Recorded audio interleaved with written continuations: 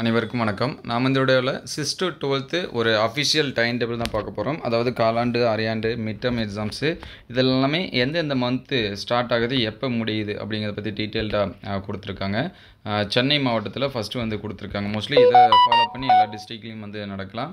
இதில் ஒரு சில டேட் மட்டும் டிஃப்ரென்ஸ் ஆகும் சரிங்களா. 1 or 2 days வந்து முன்னாடியோ அல்லது பின்னாடியோ நடக்கிறதுக்கான வாய்ப்பு இருக்குது. ஆனால் மோஸ்ட்லி பார்த்தீங்கன்னா இதே டைம் டேபிள் தான் எல்லா இடத்துலையும் ஃபாலோ பண்ணுறதுக்கான வாய்ப்பும் இருக்குது. ஃபஸ்ட்டு பார்த்தீங்கன்னா 12th, 11th, 10th இதெல்லாமே கொடுத்துருக்காங்க. யூனிட் டெஸ்ட் அப்படின்னு சொல்லி கொடுத்துருக்காங்க. யூனிட் டெஸ்ட்னால் நான் மிட்டம் தான் சரிங்களா. மிட்டம் தான் யூனிட் டெஸ்ட்டுன்னு கொடுத்துருக்காங்க. மிட்டமே பிரித்து யூனிட் டெஸ்ட் 1 and 2 அப்படின்னு சொல்லி கொடுத்துருக்காங்க. ஃபஸ்ட்டு பார்த்தீங்கன்னா யூனிட் டெஸ்ட் 1 ஜூலை மந்த் வந்து ஸ்டார்ட் ஆகிறதா கொடுத்துருக்காங்க. 18/7 எல்லாத்துக்குமே அதே தான் 10th, 11th, 12th. அதே போல் யூனிட் டெஸ்ட் 2 பார்த்தீங்கன்னா ஆகஸ்ட் 27 கொடுத்துருக்காங்க. அதுவும் 10th, 11th, 12th எல்லாத்துக்கும் சேம் டேட் தான் கொடுத்துருக்காங்க சரிங்களா. 27/8/2024 கொடுத்துருக்காங்க. அதுக்கடுத்து பார்த்தீங்கன்னா குவார்ட்டர்லி எக்ஸாம் எல்லாத்துக்கும் காமனாக நடக்கக்கூடியது. மோஸ்ட்லி பார்த்தீங்கன்னா டைம் டேபிள் எல்லாத்துக்கும் ஒரே மாதிரி இருக்கும். கொஸ்டினும் ஒரே மாதிரி தருவாங்களா அப்படிங்கிறது இந்த வாட்டி வெயிட் பண்ணி தான் பார்க்கணும். ஏன்னா லாஸ்ட் டைம் வந்து எல்லாத்துக்கும் ஒரே டைமில் தான் எக்ஸாம்ஸ் நடந்துச்சு. ஆனால் டிஸ்ட்ரிக் வைஸாக டிஃப்ரெண்ட் கொஷின்ஸ் வந்து கொடுத்தாங்க. அப்போ வந்து குவார்ட்டர்லி எக்ஸாம் அப்படின்னு சொல்லி பார்க்குறப்ப எல்லாத்துக்குமே 20ஆம் தேதி வந்து என்ன பண்ணுது ஸ்டார்ட் ஆகுது சரிங்களா. இந்த டைம் டேபிள் படி பார்த்தீங்கன்னா மோஸ்ட்லி எல்லாத்துக்குமே 20ஆம் தேதி வந்து ஸ்டார்ட் ஆகும் சரிங்களா. அதுக்கடுத்து யூனிட் டெஸ்ட் 3 பார்த்தீங்கன்னா நவம்பர் 11/11/2024 கொடுத்துருக்காங்க சரிங்களா. 11ஆம் தேதி ஆரம்பிக்கிற மாதிரி கொடுத்துருக்காங்க 10th, 11th, 12th எல்லாத்துக்குமே. அதுக்கடுத்து பார்த்தீங்கன்னா அவங்க அஃபிஷியலாக 1 mark டெஸ்ட்டு மோஸ்ட்லி பார்த்தீங்கன்னா எல்லா ஸ்கூல்லுமே இப்போ 1 mark test, unit test, slip test அப்படின்னு சொல்லிட்டு நிறைய டெஸ்ட் வந்து கண்டக்ட் பண்ணுறாங்க. 1 mark டெஸ்ட்டு பார்த்தீங்கன்னா டிசம்பர் 5/12/2024 5ஆம் தேதி வந்து ஸ்டார்ட் ஆகிற மாதிரி கொடுத்துருக்காங்க. அதுக்கடுத்து ஆஃப் இயர்லி எக்ஸாம் எல்லாத்துக்குமே காமனான எக்ஸாமாக நடக்கும். டிசம்பர் 16 கொடுத்துருக்காங்க சரிங்களா. 16/12/2024.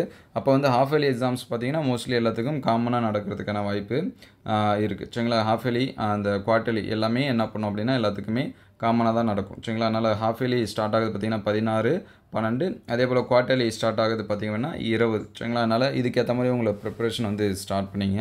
குவார்ட்டர்லி அப்படிங்கிறது 50% ஆஃப் போர்ஷனு, ஹாஃப் இயர்லி அப்படிங்கிறது 100%. 10 லெசன் இருக்குன்னா 10 லெசனுமே நமக்கு வந்து என்ன பண்ணுவாங்க கொஸ்டின்ஸ் வந்து கேட்பாங்க.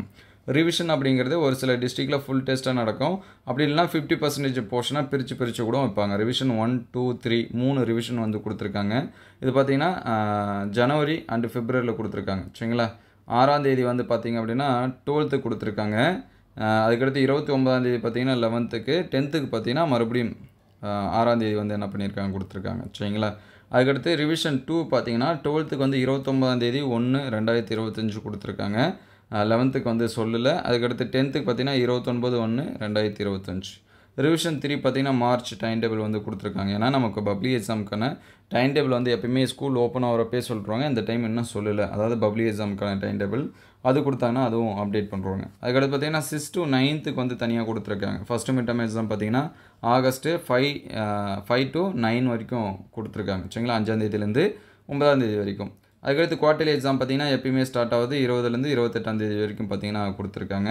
அதுக்கடுத்து செகண்ட் மிட் டேர்ம் பார்த்தீங்கன்னா நவம்பர் 20/11/2024 29/11/2024 வரைக்கும். அதுக்கடுத்து ஹாஃப் இயர்லி எக்ஸாம் பார்த்தீங்கன்னா டிசம்பர் மந்த்து 16/12/2024 இப்போ 23/12/2024 வரைக்கும் கொடுத்துருக்காங்க சரிங்களா. அதுக்கடுத்து நமக்கு வந்து லீவு இதெல்லாமே கொடுப்பாங்க, ஹாஃப் இயர்லி லீவு.